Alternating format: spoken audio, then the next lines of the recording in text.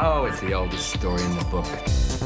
Boy meets girl, boy loses girl, boy kicks open the closet door and finally meets Mr. Right. Welcome to Premiere C. My name's Andy Oliver. We're here at the Gala premiere in London for Any Day Now, a new movie by Travis Fiennes starring Alan Cumming. Paul! What the hell are you doing? Last night his mom left him alone and she ain't been back since then.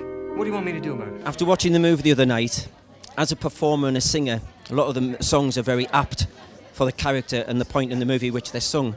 Was that a very emotional experience, a liberating experience to perform those songs as a singer? Yeah, especially the last one, because the thing about, I mean, I am a singer in the film, and so that's why they're songs, but they also kind of are used in a kind of a narrative way, and the last sort of 3 or 4 minutes of the movie is really just me singing and images. So I like the way that the songs were used to sort of tell the story. So, but the last song,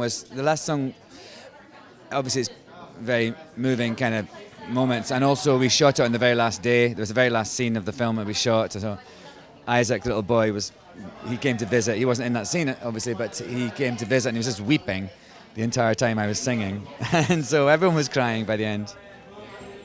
And your relationship, your chemistry with Garrett on the film really developed through the movie, didn't it? It seemed to develop as you went along. Very special chemistry. Garrett was great, and I just really, we just liked each other from the word go.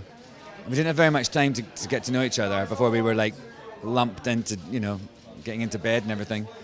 So it was just actually, we really kind of just liked each other, and we were very easy with each other. And we didn't really have, we had a lot of quite intimate stuff to do, and it didn't feel weird at all, as it sometimes does, with people you don't really know. And Travis Fiennes being an actor and a before and then a director, what did he bring to the set? Well, he brought an understanding of what it's like from both sides, and he just brought a calmness, actually. It was really kind of, he was very willing to collaborate and just to keep a nice, good vibe, and also he was incredibly protective and kind with Isaac, and that was lovely to see him, to see them together. They were really it was a lovely relationship. How did you find working with Isaac? I loved him. It was just magical. He's got this amazing spirit, and just to see such sort of joy in someone, or absolute despair, just so close to the surface, it kind of reminded me what acting should be about, Marco didn't ask to be born to a junkie, didn't ask to be different, didn't ask for none of this. And I just don't see why he should be punished anymore for stuff that ain't his fault. Family services people know he's No, here? they do not, and I would prefer to keep it that way. Thank you. As an actor yourself, what qualities did you draw on as an actor to go behind the camera when you were directing? Well, I think part of the acting training that I had when I was young clearly taught me that every actor kind of speaks a different language. People come at it from different ways, and I think it afforded me an opportunity as a director to quickly understand how Alan likes to work, how Garrett likes to work, how Isaac likes to work, which I think gives me some flexibility as a director and maybe a little bit more insight, having been on that side of the camera and understanding some of the challenges of being on that side of the camera. And how did you first become involved with the overall story and the directing of the movie? My music supervisor, PJ Bloom, knew that I was looking for a script, and he brought me something that his father had written back in 1979, had almost gotten made a number of times, never had, and I fell in love with the story, I fell in love with the characters, and George was gracious enough to allow me to adapt the script and update it and add some elements that were important to me. And the casting is very important in a movie like this. How did you go about casting the three main characters there, especially one of Rudy, of course, and we've spoken to Alan already. Yeah, well, Alan, thankfully, Alan's agent mentioned Alan to me when I was talking to him about the script, and it was such a perfect choice for the character. Once he said that name, I said, of course, Alan's perfect. Garrett, my casting directors, Anya Koloff and Michael Niccolo, thankfully, were very, very persistent, telling me that I needed to look at Garrett because I initially couldn't envision him in the role. Now I can't imagine anybody else in the role. And then Isaac, the young boy with Down syndrome, we did a nationwide search, looking everywhere for, and it was a real challenge to find. And once we found him, he was just, he's such a wonderful combination of intelligence and excitability, and yet when he acts, he has the great ability to listen. Great actors, I think, listen, and he has that great ability to listen and to respond and react, and really brought a lot to the character. Even stuff that I hadn't written, he brought great elements to the character. I thought the songs in the movie were very apt for certain parts of the movie and very emotional. How did you go about picking those songs? Well, again, my music supervisor, PJ Bloom, he's such a genius when it comes to music, and I have a real love and affinity for music, so he and I get together and we he sends ideas my way. I listen to them, and it's either a yay or a nay. And between him and my composer Joey Newman, who does such a beautiful job with the score, we sort of pieced all of those musical elements together that I think were so essential. When you first got involved with this overall story, what kind of emotions did you feel? Was it one of anger maybe because this thing was allowed to happen, or was it something else?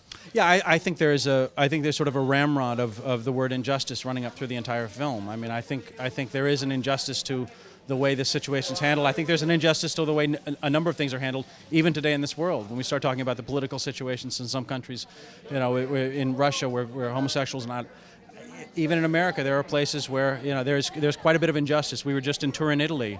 There was a lot of talk about rights and equality for everybody. So once I started doing research, it was a real eye-opener as to how much injustice there is in the world. So hopefully this shines a little bit of a light, and we as a human race slowly make that turn towards everybody being accepted, no matter who you are and who you choose to love.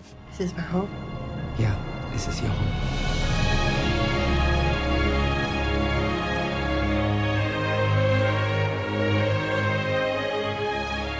You told me you became an attorney so you could change the world. Here is your chance to do some of that world changing.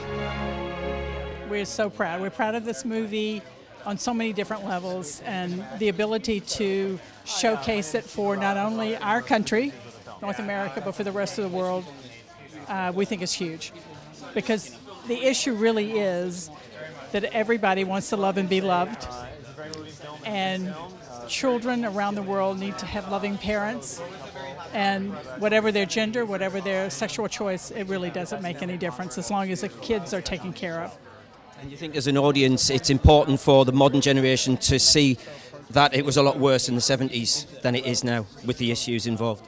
Yes. The issues in the 70s are somewhat relevant today. I mean, there are still pockets of the world that will not accept gay parents adopting a child. And again, it's really about children in need and children wanting to be loved and parents who want to love them and take care of them. So it really, in my mind, makes no difference what their sexual orientation is. And watching the movie, I found a very special chemistry between the two lead characters. Very special chemistry between them, wasn't there, on set? Are you talking about Alan and Garrett? Right. Well, as you know, or may not know, Garrett is a straight man married to a woman. Alan is a gay man married to a man. And yet they came together to make this movie because of something they believe in. And I think I agree with you. The chemistry is just phenomenal, I think, between the two of them. So it was a pleasure it's been a pleasure from the beginning to produce this film and to be involved in every aspect of it. What do you think the audience are going to gain from this? How will they feel when they come out of this movie? I felt emotional, but I also felt angry that sort of thing took part in the 70s.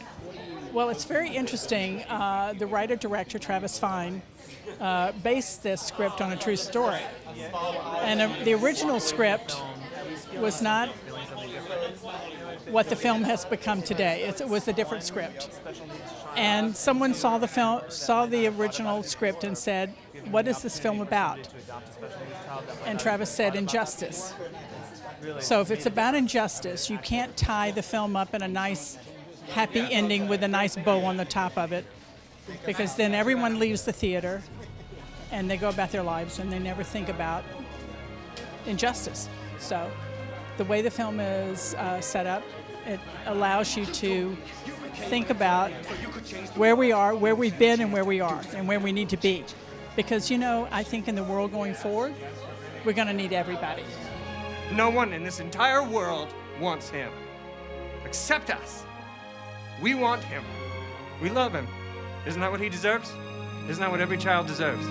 I believe in us, and I believe no matter what, we have right on our side. I like happy ending. Don't we all, sweetheart?